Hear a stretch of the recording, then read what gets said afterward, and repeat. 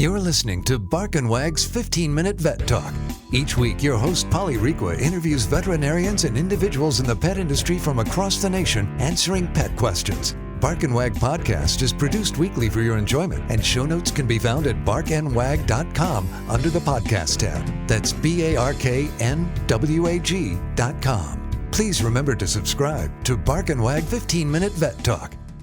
Thank you for listening to Bark and Wag 15-Minute Vet Talk. Bark and Wag is dedicated to protecting our dogs through advocacy, education, and supporting like-minded dog lovers by selling custom pet products. Bark and Wag is excited to announce our new partnership with a Colorado hemp farm to produce a line of CBD products for your pets. Bark and Wag has CBD pet tincture available in 300, 750, 1200, and 2400 milligrams. Bark and Wag CBD is pet safe, no THC, it's made in the USA, and is CO2 extracted. Please check out Bark and Wag's website, barkandwag.com. That is BARK, to see our line of CBD and awesome merchandise. We love pooch ideas for podcasts and merchandise, so anytime send an email to Polly at barkandwag.com with your suggestions. Welcome to Bark and Wag 15-Minute Vet Talk. I'm your host, Polly Requa. Today we're talking to Justin, volunteer at Bones for Homes. Welcome, Justin. It's great to have you on the show. Good evening. Well, tell us about Bones for Homes. Well, Bones for Home basically got started by me.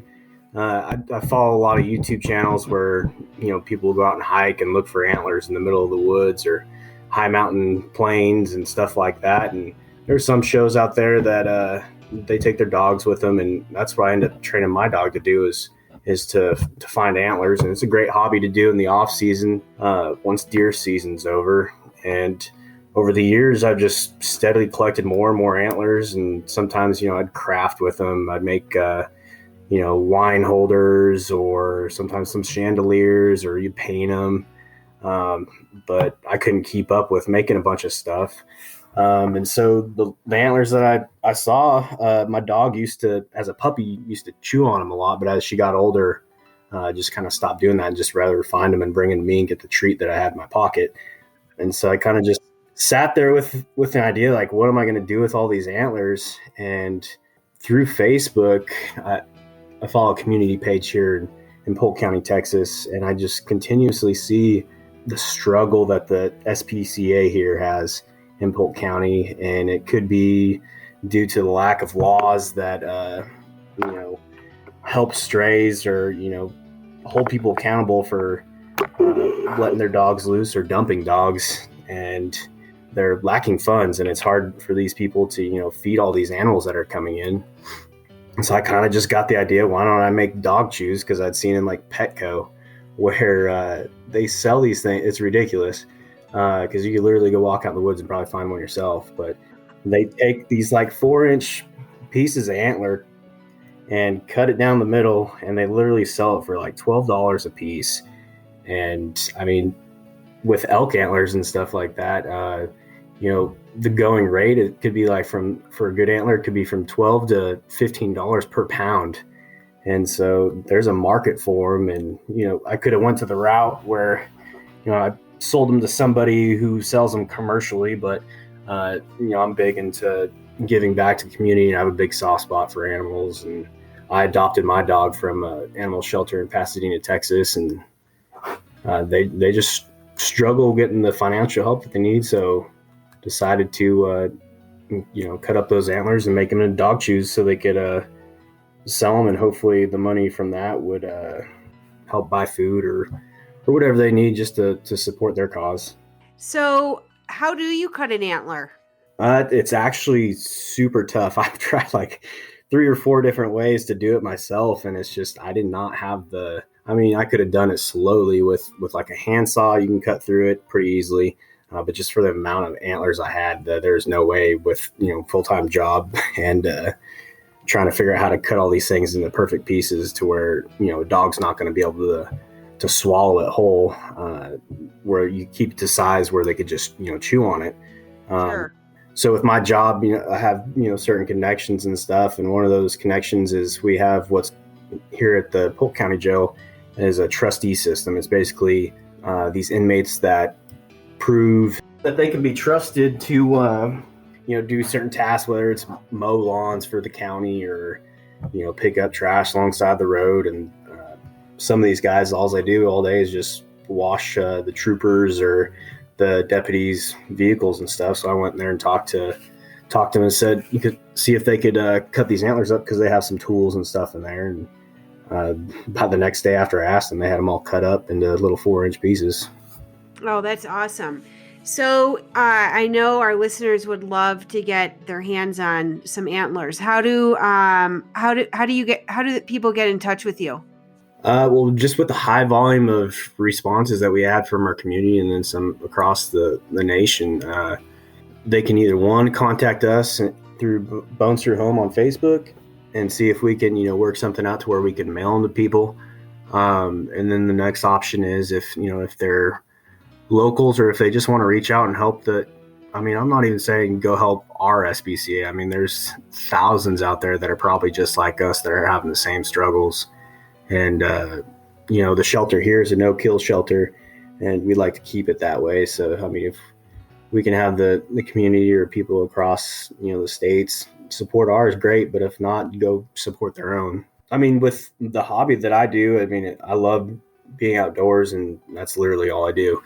But if people that, hunt or let's say whether husbands or wives have a significant other who hunts themselves and just hoards a bunch of antlers and they just sit there in the way and, they're just stuff that you step on, reach out to, maybe your conservation officer in your state and see if they can get them cut up and, maybe with the same idea I had, bring them to that shelter in your own hometown and see if that shelter will sell them to raise money for, their own causes. And there's plenty of groups out on YouTube that have their own channels where all they do is they go find antlers. It's cool to watch, but downside to it is they sell their antlers for profit for their own cause. And so I maybe this will reach out to them and basically call them out and, the antlers that they don't use, instead of selling them for their own profits, maybe, throw a little money to the shelters. Sure. Well, it's such a great cause, and thank you so much for saving and helping to save all of these poor animals. Texas really needs to do something about their animal laws. Yeah, it's a tough subject. There's, I believe, 255 or 56 counties. Somebody will correct me if I'm wrong, but that's a lot of counties in Texas, and each county can have their own laws in regards to animal cruelty. Now, I know that here recently in the last year that there was a federal law passed with animal cruelty and stuff like that. But just with the amount of wild animals that, could start from somebody's pet and then creates like a bunch more, puppies out there, and it just becomes a huge problem. And it would be hard to basically prove that one individual is responsible for all these dogs is what it comes down to. And, there's so many people here that are huge into helping out. They're opening up their own homes to shelter these dogs because our shelter is so full. And it's like soon as one gets adopted, the people that are helping out, they still have to hold on to these dogs. And I know some that have held on to these dogs for close to a year, still waiting to get room for, at the shelter here. It's ridiculous. Yeah. Oh, that's too bad. I know how we started talking was through your Facebook group, and it's just shocking to me the people that just drop off their dogs in a field. Recently, I think the one you may have saw is when they just threw it in a trash can at a city park. Like, at least have the respect for the animal and drop it off somewhere where it's going to be noticed. Yeah. And it's super easy to just drop it at the shelter or call the number that's there at the shelter to see if there's somebody that can come pick up the animals, or at least hold them overnight till the shelter opens, and then they can find somewhere to bring them. Yeah. Well, thank you for all you're doing. You're an angel. So, once again, just let people know how they can get in touch with Bones for Homes. It's just on Facebook? Yeah, just on Facebook. We're nonprofit. I got a full-time job, and I'm not tech savvy with computers and stuff. So there's a huge support girl out there named Savannah who manages the page, because I have no idea what I'm doing when it comes to that stuff. So she's great in keeping up on the messages. I bring all the bones to her, and she finds places to bring them. I mean, I've had full skulls that we've decorated and posted online for people to sell. One we made was like a dream catcher, and I think it ended up selling for like $150. And all that money that we raise, 100% of it goes right back to the shelter. So we don't keep any of it. Oh, that's wonderful. Well, thanks again. And I look forward to having you back on the podcast if you decide to go outside of Antlers and raise money for rescues. So thank you so much for all you're doing. Yes, ma'am. Thank you for listening to Bark and Wag's 15-Minute Vet Talk. If you like what you just heard, we hope you'll pass along our web address, www.barkandwag.com, to your friends and other pet owners. Have a pressing question for a veterinarian? Ask your question at barkandwag.com under the podcast tab. This has been a KFR production.